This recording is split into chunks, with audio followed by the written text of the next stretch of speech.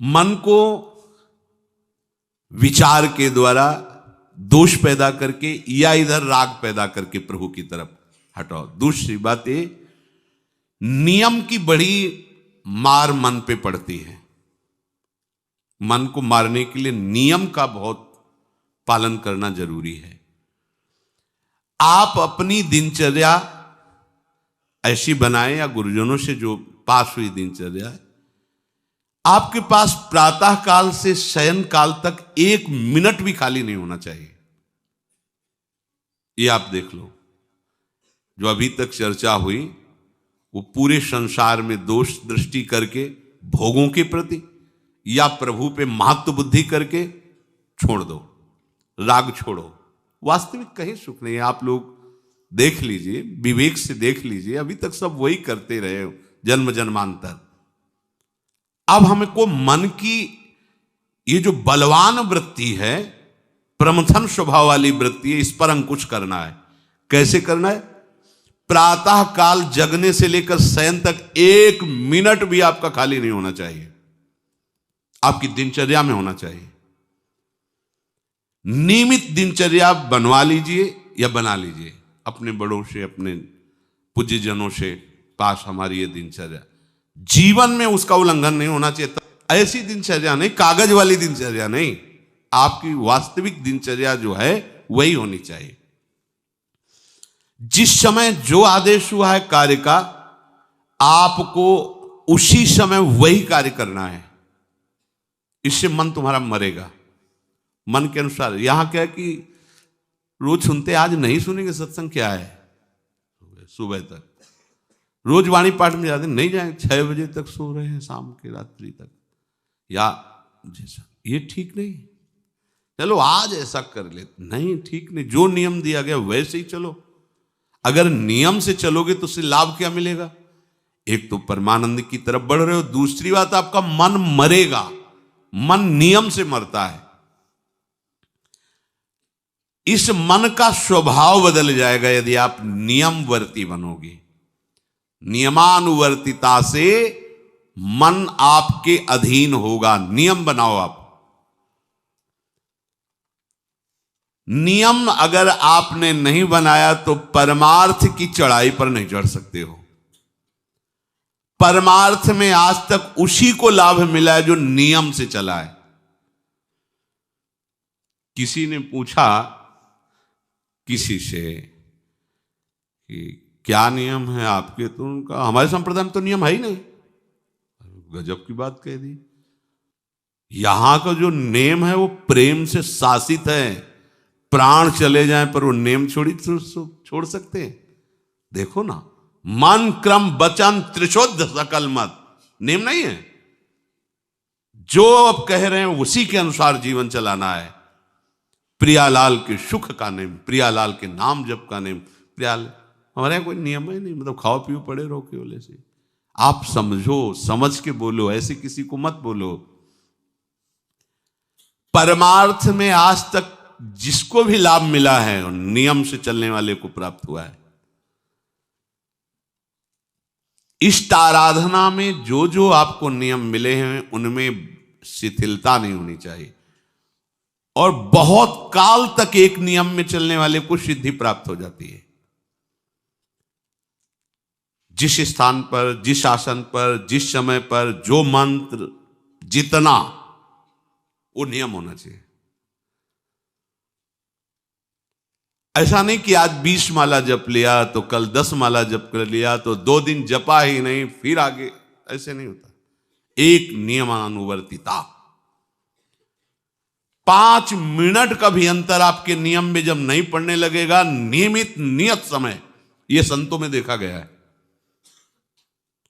6 बजे उठना, 6 बजे शयन, 6 बजे उनकी जो दिनचर्या, एक दिन अगर देख लो तो दूसरे दिन तुम कह सकते हो इस समय ये साधन कर रहे होंगे, क्योंकि उनका नियम है, वो वैसे ही मिलेंगे।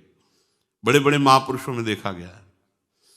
ये 2 बजे के जगने का समय तो मतलब जैसे लगभग विषयी पुरुष सब सोते हैं, ऐसे लगभग जो भगवत प्राप्ति की लगन वाले साधु 2 बजे जग जाते हैं सब। ये नहीं, कोई आश्चर्य की बात नहीं है। हमने देखा है गंगा के किनारे जैसे ब्रह्म 2 बजे शुरू हो जाता है, कुआं से जल अर्चना और सब दिनचर्या, गंगा नहाने के लिए, फिर जाना, बाद में यहीं से स्नान करके फिर बाद में गंगा स्नान करने जाना। जो अनियमित साधन करता है, यद्यपि साधन अविनाशी, पर मन मरेगा नहीं, मन अधीन नहीं होगा, ध्यान रखना। अनियमित, नियमित, आज 1 घंटे बैठे, कल 30 मिनट बैठे, परसों 10 मिनट, और फिर आगे बैठे ही नहीं 2-4 दिन, बिल्कुल नहीं, ऐसा नहीं। चाहे 10 मिनट से शुरुआत करो तो 11 होना चाहिए, कभी 9 नहीं होना चाहिए। और बार बार दिनचर्या का परिवर्तन नहीं होना चाहिए, मंत्र का परिवर्तन नहीं होना चाहिए, नाम का परिवर्तन नहीं होना चाहिए। खाने पीने का, शयन का, जगने का बिल्कुल नियत समय होना चाहिए मन को वश में करने के लिए। ये जो लोग ने कि जब जहां जैसे आया चिड़िया की तरह चुनते रहते हैं, कुछ लोगों को तो देखा है, यहां तो थोड़ा शासन है, सत्संग में भी बोतल खोली, एक एक घूंट ऐसे थोड़ी थोड़ी देर पर, अरे मर थोड़ी जाओगे, अमृत बरस रहा है, भगवत चर्चा को उसका पान करो। चिड़िया की तरह कभी ऐसे जेब में डाले, वो रंगीन पुड़ियों नहीं होती है, ऐसे थैली निकाला, भुजिया चवा, 2 पानी, ऐसे मर थोड़ी जाओगे। एक बार भोजन डाल दो, प्राण पोषण होता रहेगा, एक बार नहीं, 2 बार से। इसके बाद ज्यादा ये नहीं होना चाहिए, थोड़ा ये पाया, थोड़ा वो पाया, थोड़ा प्रसाद में मिले प्रणाम कर लिया, जरा चख लिया, रख लिया, और जब प्रसाद पाएंगे तब पा लिया। बार बार खान पान से भजन में विक्षेप पहुंचता है। अगर मन को मारना है, भगवत प्राप्ति करना है, तो खान पान का समय, शयन का समय, शयन का समय मानो आप 9 बजे से 2 बजे तक, 9 बजे आप सैया पर होना चाहिए। 2 बजे आप सैया छोड़ ही दो, नींद आई हो या ना आई हो, इससे कोई मतलब नहीं। नियम सो नियम, ये नहीं आज रात में नींद नहीं आई तो आज सो लेते, नहीं, उठो तुरंत। आपकी दिनचर्या, अपने लोगों ने अभ्यास जब किया ना, तो उसमें ये नहीं कि जग के विचार करना है कि उठना है, जे ही घड़ी पर दृष्टि गई। आज तक भगवत कृपा से कभी अलार्म नहीं लगाया, बचपन से लेके अभी तक। मिले ही नहीं घड़ी तो अलार्म क्या लगाए, गंगा के लिए घड़ी लेके कौन घड़ी देगा, गरीब किसानों के।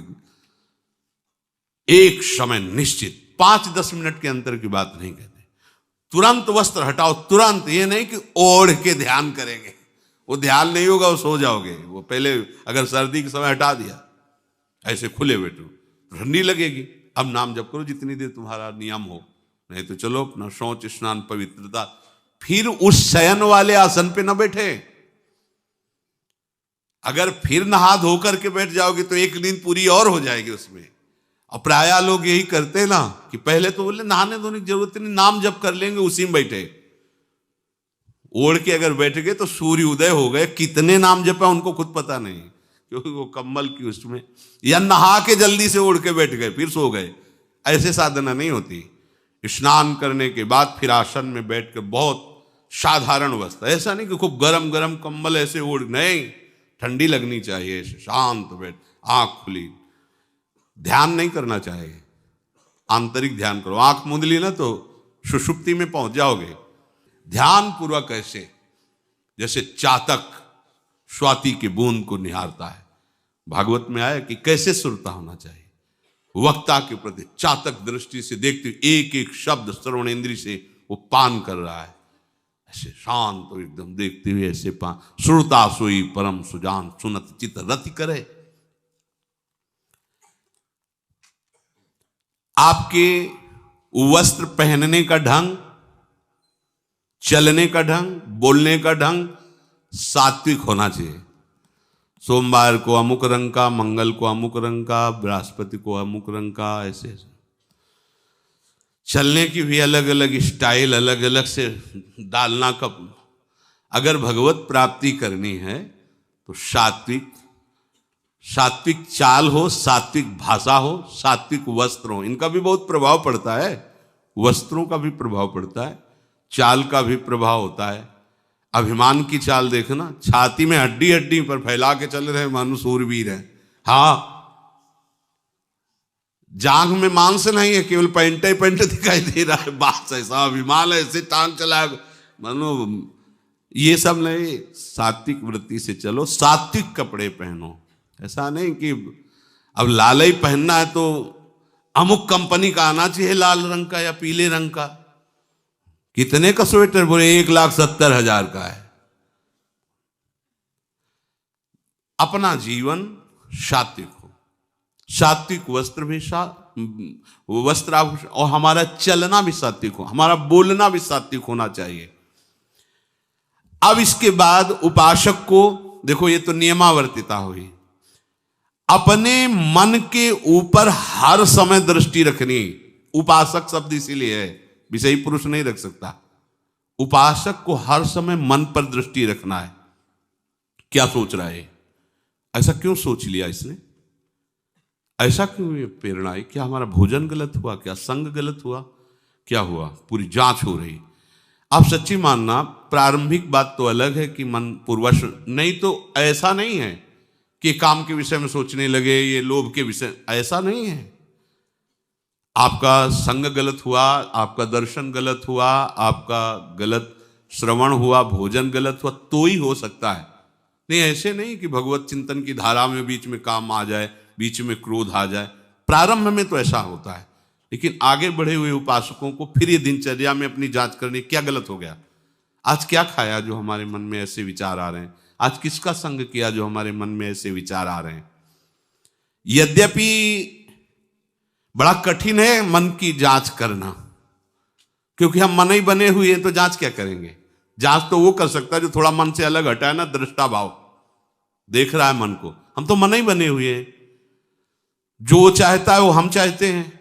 देखो ना, बहुत बातचीत से समझ में आता है। आज हमारी ये खाने की इच्छा है, आज वहां जाने की इच्छा है, तुम्हारी थोड़ी, वो मन की है।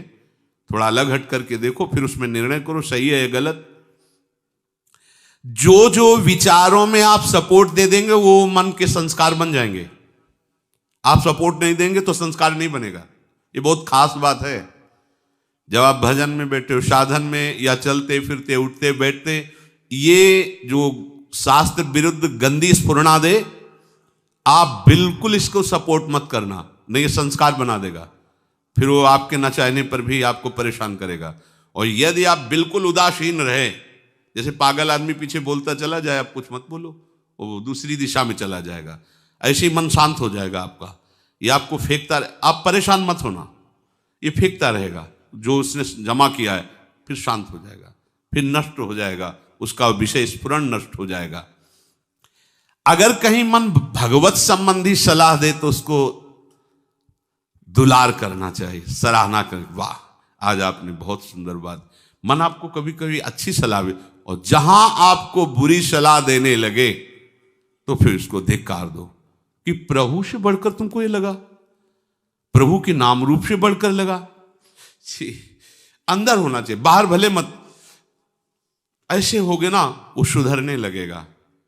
बस ये अच्छे से ध्यान रखो, जब ये गलत प्रेरणा करे तो या तो एकदम उदासीन, और या फिर इसको डांट लगा दो, प्रभु की तरफ चलना है, क्या गंदी बात अंदर।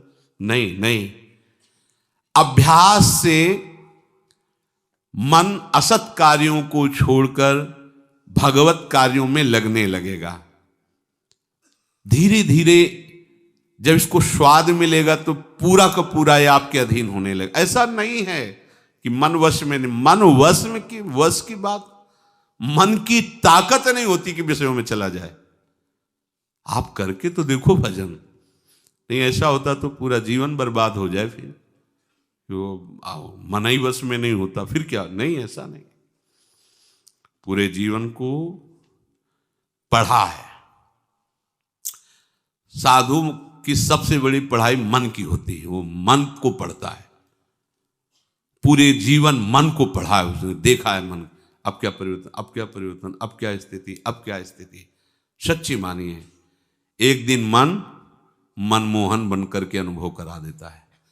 कहीं और अनुभव नहीं होता, इसी में अनुभव होता है। निहाल कर देता है, धन्य धन्य कर देता है। बस इसके असत वासनाओं, असत चेष्टाओं, असत स्फुरणाओं का आप साथ न दें, तो ये आपसे अलग हो नहीं सकता, ये भगवदानंद में डुबो देगा। इसे अधिक से अधिक भगवत चर्चा सुनाओ, इसे अधिक से अधिक प्रभु की छवि के दर्शन कराओ। देखो, भरो, मन में भरो, खूब भगवत चर्चा करो। प्रभु की श्री विग्रह, आप जिस कमरे में शयन करते हो उस कमरे में कहीं भी कोई सांसारिकता नहीं होनी चाहिए। परिवार की फोटो या किसी अन्य आकर्षणकारी वैभवशाली की फोटो, ऐसा नहीं, या कोई अपने आराध्य देव गुरुदेव संत भगवान, एक से एक भगवत प्रेमी महात्मा, उनकी संतों की छवि, प्रियालाल की छवि, जिधर दृष्टि जाए भगवत स्मृति में लगा दे। उठते बैठते अपना तो कमरा अंदर से ऐसा ही होना चाहिए, पूरे कमरे में नाम लिख लो, राधा राधा राधा वल्लभ सिंह, राधा राधा राधा राधा, या लिखी हुई टांग, बहुत आपको लाभ मिलेगा। जिधर अब राधा राधा राधा, अखंड स्मृति। और उस जो आपका वास्तविक साधन कक्ष हो, शयन कक्ष हो, अगर ऐसा हो जाए तो बहुत बढ़िया है।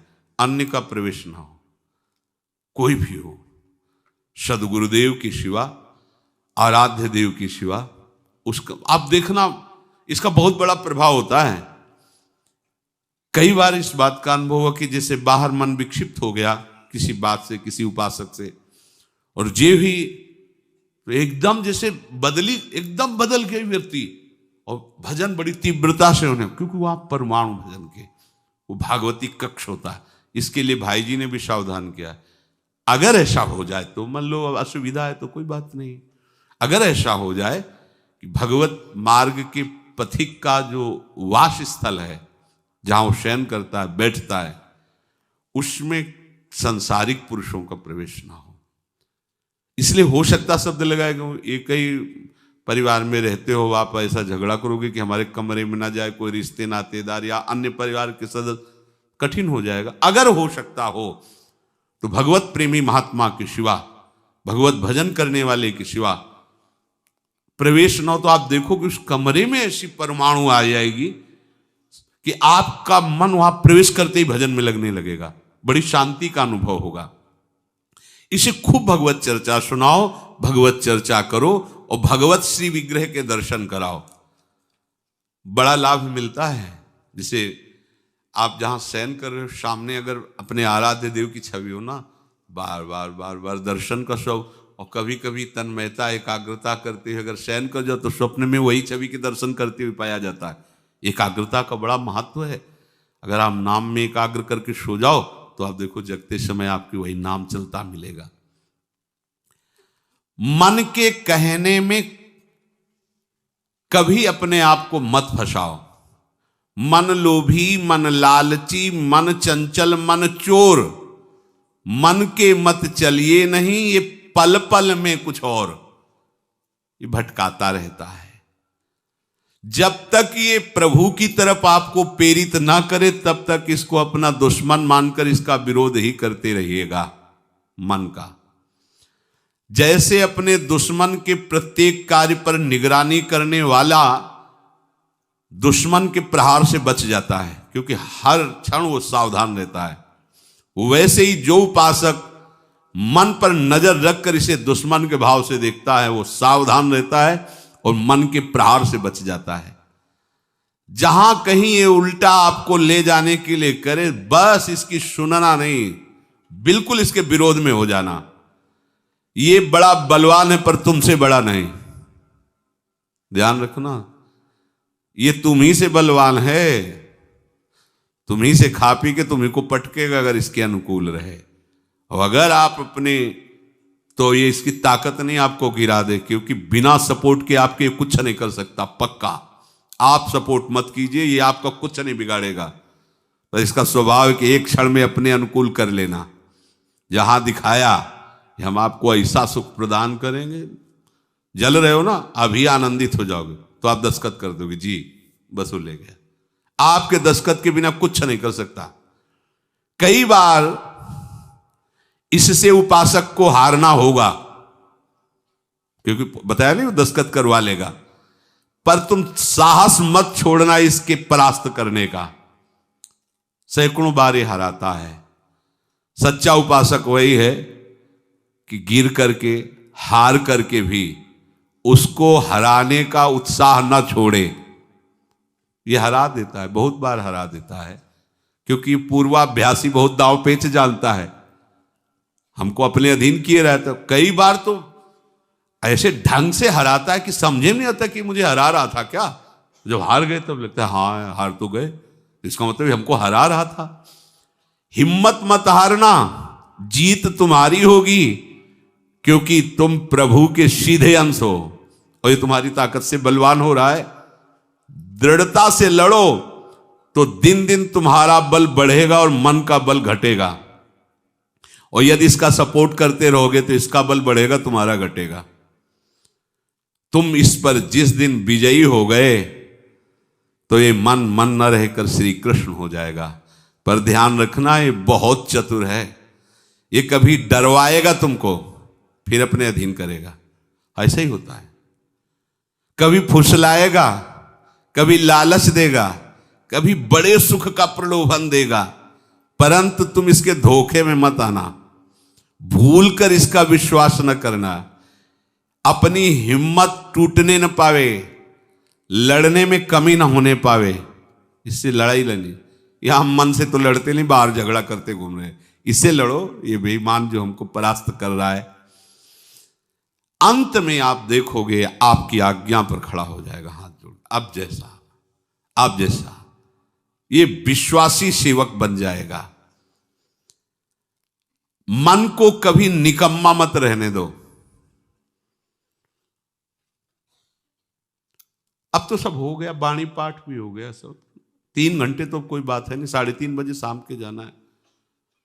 3 घंटे में वो इतना मसाला एकत्रित कर देगा कि 3 महीने में तुम सत्संग के द्वारा उतना सामग्री नहीं एकत्रित कर पाओगे उसको हराने के लिए। बहुत चतुर है, इसको खाली मत रहना। एक आदमी ने भूत सिद्ध किया, भूत सिद्ध हो गया। भूत ने कहा कि काम बताओ हमें, अमुक काम, एक क्षण में कराया, और बताओ। और क्या बताएं? बोले काम नहीं बताओगे तो उठा पटक देंगे तुम्हें, हम तुम्हें मार देंगे हम। वो जो भूत सिद्ध करने के लिए मंत्र दिया था, वो गुरु के पास गया, बोले महाराज वो तो कह रहा मार डालेंगे अगर काम नहीं बताओगे। ठीक है, एक लंबा बांस खड़ा कर दिया और कहा इस भूत को आदेश करो, इस पे उतरो चढ़ो, जब तक हम कोई काम ना बताएं तो यही तुम्हारे ऊपर का। बस ऐसे ही मन भूत है, उठा पटक देगा आपको किसी न किसी विषय में। इसको काम बताओ, क्या? राधे श्याम राधे श्याम राधे श्याम, चढ़ते उतरते रहो, इसे नाम में चलते रहो। जब और कोई काम होगा तो बताएंगे, चलो सेवा कर लो, बाड़ी पाठ कर लो, नहीं है ना, राधे श्याम राधे श्याम राधे श्याम। पक्का समझो भूत है, मार देगा तुम्हें। अगर राधे श्याम रूपी बांस में इसे चढ़ाओगे, उतारोगे नहीं तो पटक देगा किसी न किसी विषय में, फिर छाती जलेगी, दिमाग खराब होगा, डिप्रेशन में पहुंच जाओगे। ये ऐसे ऐसे कर्म करवा देता है कि लगता है अब भी इसकी जरूरत है। प्रभु के होके, प्रभु का नाम जप करके, प्रभु के मार्ग में अब भी इसकी जरूरत है। जो तुमने किया, जो तुमने सोचा, जो तुम सोच रहे हो, इसकी जरूरत है। बहुत सावधान, नाम कभी छूटे ना इसको। उसमें ये निकम्मा मन बर्बाद कर देता है। निकम्मा रहोगे तो इधर उधर की बातें सोचेगा। एक और बात बता दे, जब तक नींद ना आवे तब तक लेट करके भजन मत करना। किडनी थोड़ी खराब है तुम्हारी कि तुम्हें बैठने में परेशानी। अपने लोगों ने ऐसा किया है कि अब जैसे रात्रि में है माला लेके बैठ गए, अब नींद नहीं आ रही है तब तक माला चल रहा है, भजन चल रहा है। जब नींद आने लगी धीरे से लेट गए, माला छाती में रखा है, अगल बगल कोई अपने माला में ही है। अब लेट करके कि नींद का इंतजार, तो नींद तो आए कि ना आए, लेकिन ये क्या क्या प्रोग्राम आ जाएगा वो आप देख लो। नए साधक सावधान नहीं रहते तो दुर्दशा अपनी कर लेते हैं क्रियाओं के द्वारा, अन्य चेष्टाओं के द्वारा। शयन के समय बहुत सावधान रहने की जरूरत है। दिन भर तो आपको ऐसी सेवाएं मिली हैं, ऐसे साधन मिले हैं जो भगवदानंद में डुबोने के लिए पर्याप्त हैं, लेकिन जो आपका पर्सनल समय है उस समय आप सावधान रहना। अब आप फुर्सत में लेट गए, जे भी फुर्सत सोच के लेटे कि सब हो गया, अब उसका प्रोग्राम शुरू मन का। अब आपकी इधर उधर चित्तवृत्ति, फिर मोबाइल जो पास है तो फिर क्या कहना है, मन को तो मानो अमृत मिल गया, वो आपको प्रेरित करेगा। जहां आपने कोई गेम ये वो नौटंकी नाटक की, जहां बस उसको मसाला मिल गया, वो आप काफी है, वो आपको ऐसी जगह पहुंचा देगा कि सुबह दिनचर्या में हाजिर नहीं हो पाओगे। कहाँ है वो? बोले अभी तो आया ही नहीं वो। क्यों? मन ने उसको परास्त कर दिया, इसलिए नहीं आया। बहुत सावधान। ये निकम्मा रहेगा तो बुरी बुरी बातें सोचेगा। खास बात है, दिन भर सावधान रह सकते हो माना, लेकिन शयन के समय जब आप अपनी सैया पे गए, आप होश ठिकाने रखो, बिल्कुल सावधान। यहां थोड़ी तुम्हें सावधान रहने की जरूरत है, अभी तो सावधान आई हो, नहीं तो अभी खड़े हो, तुम्हारे पितर तक तृप्त हो जाएंगे अभी है। लेकिन कमरे में सिटकिनी बंद, अब शयन के लिए गए, आप होश में, यही होश खो जाते हैं। ध्यान रखना, मन आपसे ऐसी चेष्टाएं कराएगा, क्रियाएं कराएगा, ऐसा दर्शन कराएगा, ऐसा सोचवाएगा, पूरे दिन की साधना को मटिया पलेट कर देगा, पोछा लगा देगा। हमारी प्रार्थना मान लेना, जब तक नींद ना आवे तब तक सोने के लिए आप लेटना नहीं। यदि जवान साधक हो, माला हाथ में, ऐसे दोनों हाथ कब्जे में है, जवान से नाम या मंत्र अंदर। अब थक गए, सो गए तो ऐसे सो जाओ, आपकी शैया परम पवित्र है। और अगर घंटा 2 घंटा इंतजार नींद का, तो पक्का वो भ्रष्ट करा के रखेगा, पक्का। हमारी बात लिख लो। सावधान, शयन के समय हर उपासक सावधान। उस समय विशेष आवश्यकता आपको भजन की है, क्योंकि वो एकांत है और आपके ऊपर उस समय मन को हावी होने का अवसर मिल गया। इसलिए सावधान, सत्संग को सुना जाए, मनन किया जाए और आचरण में उतारा जाए, और इस भूत को हर समय नाम रूपी बांस पे चढ़ाते उतारे। राधे श्याम, राधा वल्लभ श्री हरिवंश, राधा वल्लभ श्री हरिवंश।